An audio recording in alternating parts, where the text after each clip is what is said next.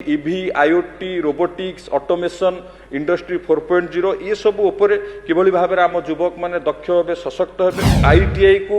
upgrade करिबा पई उत्कर्ष ITI योजना माध्यम रे 100 कोटी टंकार व्यवस्था करिसंती ई शिल्प संस्था मानकरे नियुक्ति सुजोग सृष्टि करिबा पई युवक मानकर दक्षता वृद्धि करिबा पई तांकु तालीम प्रदान करिबा पई जेतेबेले तांकर बजेट रो वक्तव्य दउथले हमरो तुषार कांति बेहुरा भाई दौथिले एवं वरिष्ठ सदस्य तारा बहिनपति महोदय दौथिले आम राज्य रे किभली भाबरे युवक मानकु अधिक तांकर दक्षता वृद्धि करिया पई ये निश्चित भाबरे एक आवश्यक पदक्षेप कारण युवक मानकर दक्षता वृद्धि हो से माने नियुक्ति पाइबे ता नुहे आज जदि आमे देखिबा सारा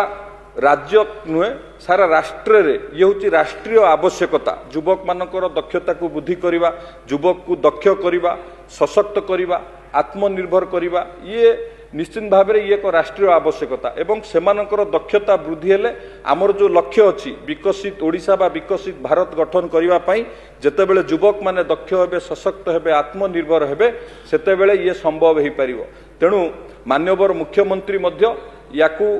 किभली भाव में अधिकरु अधिक युवक मानकु तांकर दक्षता वृद्धि करा जिवो तांको स्किल्ड करा जिवो ता पई मध्य विभिन्न योजना मध्य करिसंती आपण जदि देखिबे आईटीआई को अपग्रेड करिबा पई उत्कर्ष आईटीआई योजना माध्यम रे 100 कोटी टंकार व्यवस्था करिसंती ईच आईटीआई को दबा पई 10टी आईटीआई को उत्कर्ष आईटीआई करिबा पई सेठी सेंटर ऑफ एक्सीलेंस हबो बहुत मॉडर्नाइज क्लासरूम हबो एवं विभिन्न इंडस्ट्री लिंक करी ट्रेनिंग दिया जिवो तांकु एम्पावर करिबा पई मध्य आर व्यवस्था करिसंती एवं टाटा टेक्नोलॉजी सहित पाखापाखी 22टी आईटीआई को मध्य आहुरी भव्य भाव में अपग्रेड करने 700 कोटी टंकार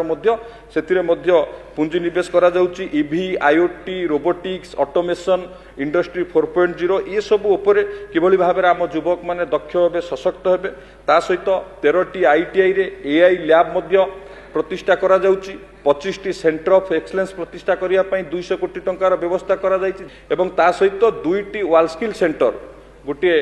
गंजाम जिलार ब्रह्मपुर ठारे एवं आउ गोटे संबलपुर जिले में दक्षिण ओडिशा रे पश्चिम ओडिशा रे मध्य प्रतिष्ठा करिबा पई मध्य विश्वस्तरीय दक्षता केन्द्र मध्य माननीय मुख्यमंत्री अनुमोदन देइचंती जेउथिरे युवक माने दक्ष हेबे सशक्त हेबे एवं आत्मनिर्भर हेबे एवं सेही भली एबे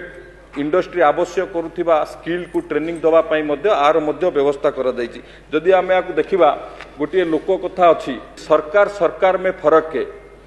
कोई हीरा है तो कोई पत्थर है ये कथा को हमें बुझीबा दरकार कारण स्किल सबु बेले आवश्यक अछि